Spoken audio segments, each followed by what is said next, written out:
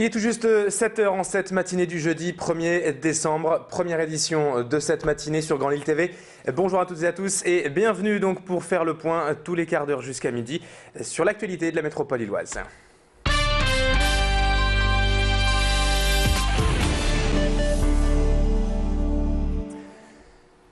Avec cette information concernant l'affaire Carlton pour démarrer, après Dominique Alder-Weyrel de côté belge mardi, la justice française a annoncé hier la remise en liberté du propriétaire de l'hôtel de luxe lillois, Hervé Franchois, qui était incarcéré depuis 50 jours maintenant.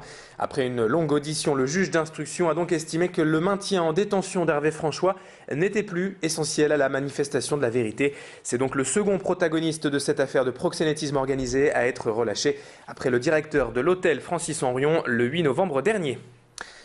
En ce 1er décembre, c'est aujourd'hui la journée mondiale contre le sida et traditionnellement, beaucoup d'actions et de manifestations auront lieu toute la journée. Et hier, certains ont déjà commencé à se mobiliser et notamment les étudiants du groupe Ionis qui ont organisé un grand lâcher de ballon place de la République. Vous le voyez sur ces images, environ 200 étudiants de 4 écoles lilloises étaient réunis pour ce lâcher. Et puis ils ont formé également le sigle du sida, une belle forme d'engagement et de solidarité face à la maladie qui recule depuis quelques années en France, mais pas assez vite selon les associations. Hier et aujourd'hui, ces étudiants organisent également des récoltes de fonds à divers endroits du centre-ville de Lille et tout sera réservé et reversé à l'association Aide. Plus d'explications avec le président du bureau des étudiants de l'ISEG Lille, Mathieu Bourse, au micro de Macha Grenessen. C'est un sujet dont on parle régulièrement. Là, en fait, c'est pas la première fois qu'on fait des actions comme ça. Une action d'une telle envergure, c'est la première fois, mais régulièrement, l'école s'investit dans ce genre de combat, en fait, en faisant à travers des dons, des choses comme ça, pour faire progresser la recherche. Et surtout, vraiment, nous, ce qui nous intéresse, c'est vraiment sensibiliser les gens à ce sujet qui est très grave, quoi.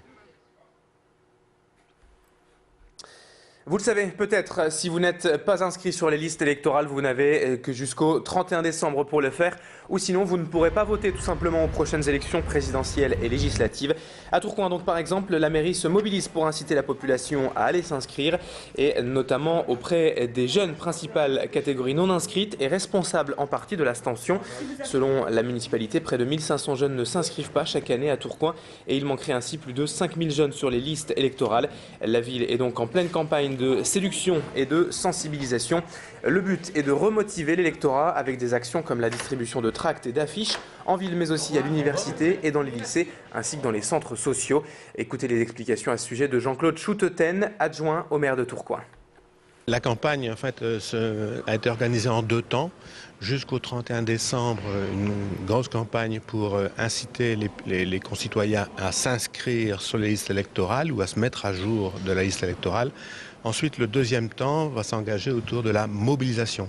Être inscrit, c'est bien, mais encore faut-il venir jusqu'à l'urne pour déposer son bulletin de vote.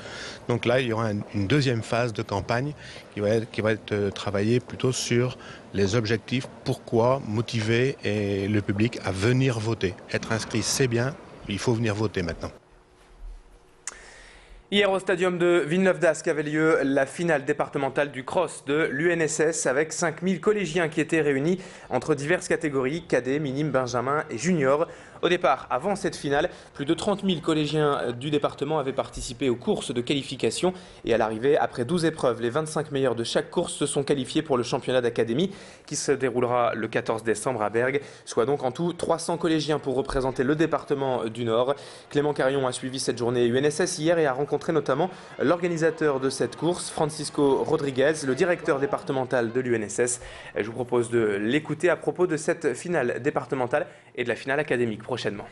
Ce cross d'aujourd'hui fait partie d'une lignée de cross qui ont lieu avant, c'est-à-dire qu'il y a 3 phases. La première phase, ce sont les crosses d'établissements scolaires. La deuxième, ce sont les crosses de district avec 9 centres différents disséminés dans tout le département du Nord. Et le troisième, c'est la finale départementale qui a eu lieu aujourd'hui, qui est issue des qualifications des districts. Allez, dans le reste de l'actualité, on évoque pour terminer cette agence immobilière un peu conceptuelle à la Madeleine, Imotram, qui propose en fait de vous trouver un bien immobilier à moins de 15 minutes de la ligne de tramway. Car forcément, dans les critères de recherche des futurs acquéreurs, la proximité des transports en commun est bien souvent une priorité. Mais avec beaucoup plus de demandes que d'offres, trouver le bien idéal est parfois très compliqué. Et c'est ça qu'a compris Nicolas, 27 ans, qui a créé donc l'agence Imotram de la Madeleine à Tourcoing. Il sillonne donc les abords de lignes de tramway le long du Grand Boulevard pour dénicher les biens à louer ou à vendre. Présentation de l'agence avec son créateur Nicolas Buret, qu'a rencontré pour nous Pierre Beauvillain. Je vous propose de l'écouter. Les gens cherchent tous à être sur les villes qui sont desservies par le tramway. Il y a peu de biens en vente. Ce sont des prix qui sont assez variables. Ça peut être du premier achat, des prix plus importants. Les biens se vendent très très vite. On a tout type de clients en fait. Ça peut être des jeunes couples, des personnes qui recherchent vraiment à être près des transports et qui reviennent d'une grande maison. C'est adapté à vraiment tout type de clientèle et tout type de budget. Après, les petits budgets devront s'éloigner un petit peu de l'île et la Madeleine, sachant que c'est vrai qu'ici, une maison ou un appartement, c'est minimum 200 000 €. Si on a un petit peu de chance, on peut trouver en dessous, alors que si on s'éloigne un petit peu, on trouve facilement ce type de bien, quoi.